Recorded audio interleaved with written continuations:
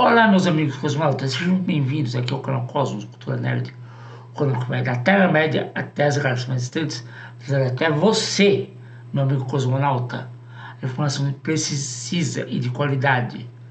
Hoje, o dia dele, o grande dia, o aniversariante do mês, 85 anos, ele, o Cavaleiro das Trevas, o cruzado encapuçado, o maior detetive do mundo, entre muitas outras alcunhas.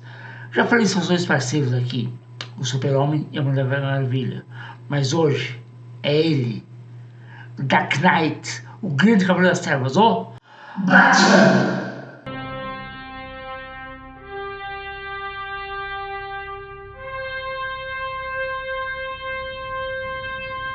Cosmos Cultura Nerd. Batman esse mês está completando simplesmente 85 velhinhas. Sim, 85 anos.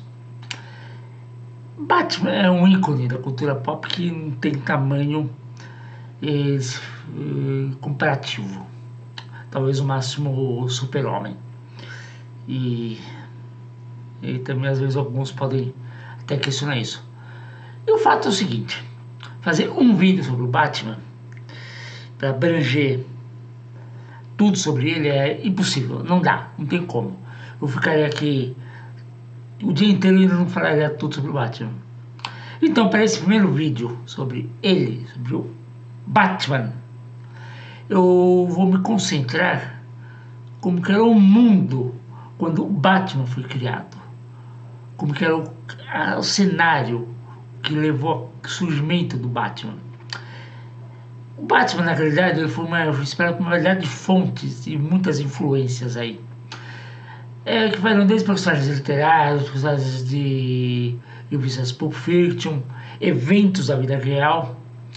Uma das principais inspirações que eu comentei semana passada, o nosso amigo Zorro, Zorro, foi criado por McCurry em 1919. Que tinha lá a figura de um justiceiro que opera fora da lei, usa uma máscara para proteger a sua identidade. Isso influenciou muito o conceito do personagem, até porque Bob Kane era fã de Zorro. Outro personagem um pouco mais recente que também que influenciou na criação do Batman é o grande misterioso Sombra, que foi criado por Walter B. Gibson em 1930. Também teve a sua contribuição na Gênesis do Papa, com a postura sombria e vigilante, que inspiraram elementos conceituais do personagem. Outra coisa que também é impossível não mencionar como influência à criação do Batman, mas também são as histórias de TV Pulp da época, com histórias de suspense, crime bizarro, personagens misteriosos, diversos heróis da época, dos heróis Pulp, como Doc Savage, o Fantasma. Todos esses personagens inspiraram a criação do Batman. Batman ele surge numa época que o mundo estava passando, estava mergulhado, vamos dizer assim, na escuridão. O que estava acontecendo? A Grande Depressão, que ocorreu durante todos os anos 30. Eu vou lembrar um pouquinho rapidamente, gente. Em 29 acontece o crack da Bolsa de Valores, que por sua vez dá início à Grande Depressão, que dura toda a década de 30, que foi um período de extrema dificuldade econômica e social, que foi marcado por pobreza, desemprego. Isso incluiu um aumento muito significativo da criminalidade, incluindo aí na criminalidade roubo, gangues e violência nas ruas. Todo esse cenário, essa caos social que estava acontecendo, gerou na população, nas pessoas, uma sensação de medo e insegurança. E as pessoas, por sua vez, elas perderam a fé, a confiança nas instituições tradicionais, como o governo e a polícia, para proteger elas e garantir a justiça. Se o governo, que em tese é o responsável por dar a segurança não o está fazendo, o que surge?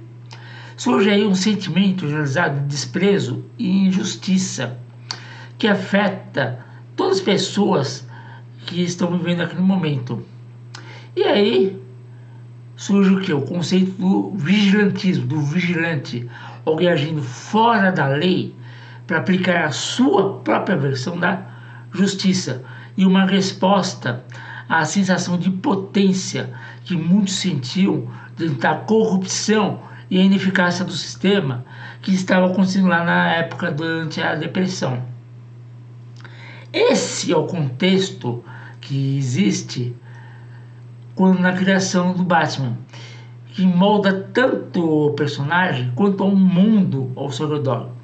Por exemplo, Gotham City, ela foi inspirada em Nova York e Chicago durante essa época, dos anos 30, retratando a pobreza e a criminalidade e corrupção que assolavam essas cidades durante essa época. Ora, basta a gente ver aquelas histórias de gangster de Chicago. Nova York também não era muito diferente. Então, todo esse caos, essa ambientação, essa violência, tudo isso contribuiu com a gênese do Batman, com a gênese do personagem. E as pessoas. E assim, a década de 30, as histórias de detetive, por esse motivo, estavam muito em alta na cultura popular. E essas histórias, frequentemente eram protagonizadas por personagens que representavam a justiça e a ordem em um mundo de caos e corrupção. E as revistas pulp da época também, que começaram lá no final do século XIX e foi até meados do século XX, dos anos 50 mais ou menos, também viram nessa época um aumento grande na popularidade das histórias detetives que eram publicadas nessas revistas. É aí que nós temos o surgimento de Besouro Verde, Sombra e vários outros personagens que tinham esse ar detetivesco, meio noir, essa coisa das sombras, da noite. E o Batman surge nesse cenário. Um cenário repleto de narrativas que envolviam mistérios, intrigas, crimes, e tudo isso capturava a imaginação do público. Os detetives, eles eram retratados como heróis solitários, astutos, capazes de resolver os casos difíceis e ilusionavam figuras de fascínio para os leitores. E essa popularidade foi o que influenciou a criação do Batman, que ele é justamente um detetive habilidoso nas histórias em quadrinhos, e refletiu o momento que o mundo estava vivendo. E assim, como eu falei, nessa época, muitos personagens de detetives surgiram, alguns um pouco mais fantásticos do que outros, como Sombra e outros, mas a questão é o seguinte: cadê esses personagens hoje em dia? Você ouviu falar? De vez em quando vamos admitir que surge uma revista aqui, uma revista ali e tal, mas comparado com Batman, onde estão esses personagens? Por que Batman perdura até hoje? Ele foi criado há 85 anos. Ele se destaca por vários motivos: a origem trágica, a motivação complexa. Tudo isso são elementos que tornam o personagem mais interessante para o público. Essa complexidade psicológica o torna mais humano, identificável para o público. O Batman, Bruce Wayne, sendo duas faces da mesma moeda, também é um fator que torna dessa dualidade um fator intrigante, gigante, que atrai o público. Sem falar que ao longo das décadas aí, Batman ele passa por diversas reinterpretações e adaptações, sempre se adequando às novas realidades expectativas do público. Essa capacidade de mudança manteve ele relevante e interessante para o público durante aí gerações. Gotham City, a metrópole decadente, corrupta, infestada de crime e pobreza, essa realidade sombria reflete os desafios e da época que o mundo do Batman era crível e envolvente.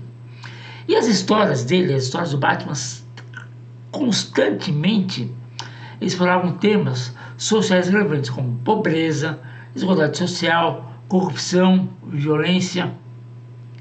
E essa abordagem séria e reflexiva foi o que diferenciou ele de outros heróis mais escapistas da época. Mesmo outros super-heróis, como o Super-Homem, que eram fantásticos. Batman não, ele era um homem comum, um homem que você podia encontrar na esquina, mas estava ali, um homem normal fazendo o que deveria ser feito, justiça, mesmo que fosse com os programadores e contra o sistema corrupto, mas estava ali.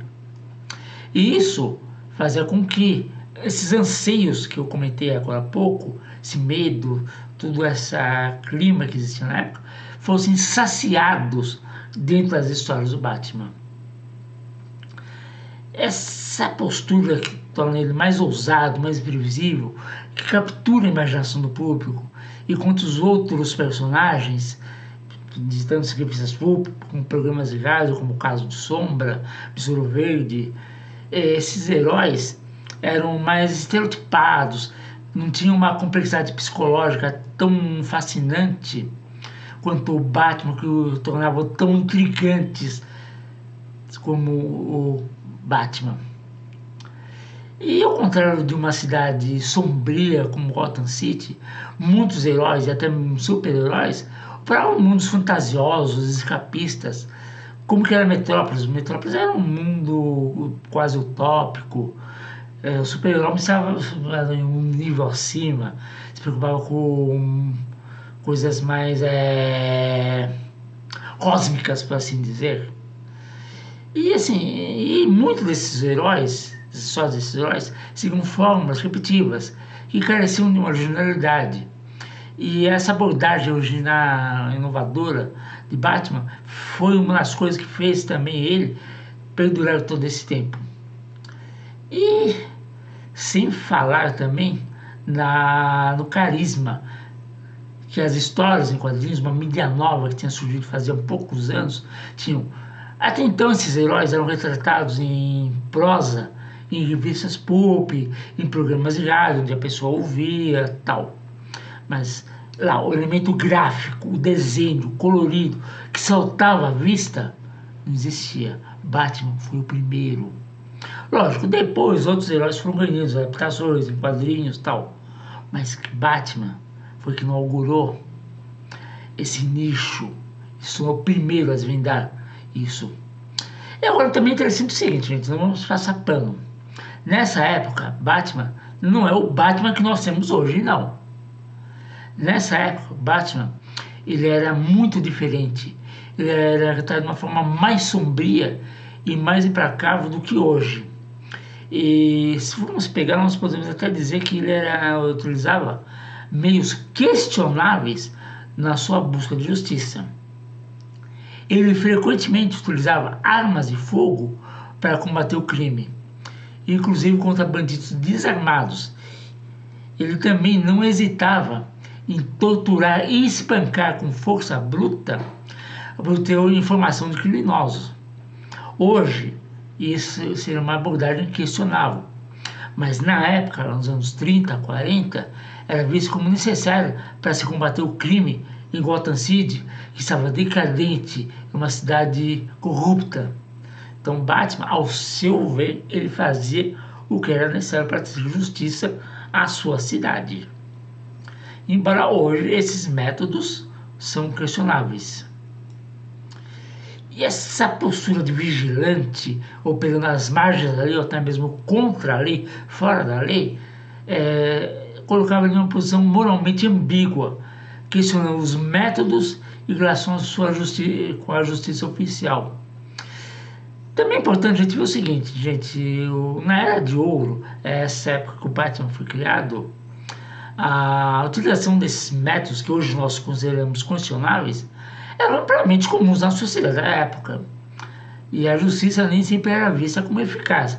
A justiça, quando eu digo, é a justiça formal do governo, formal. E o Batman, assim, ele era um símbolo de justiça e esperança, mas os métodos dele nem sempre eram ortodoxos ou justos. Só que, lógico, ao longo do tempo, ele é 85 anos, o Batman passa por uma evolução, se tornando um personagem mais complexo e multifacetado, deixando se tornar ambíguo, tornando-se deixar assim meio mais maniqueísta, tudo preto e branco, tornando-se mais tons de cinzas.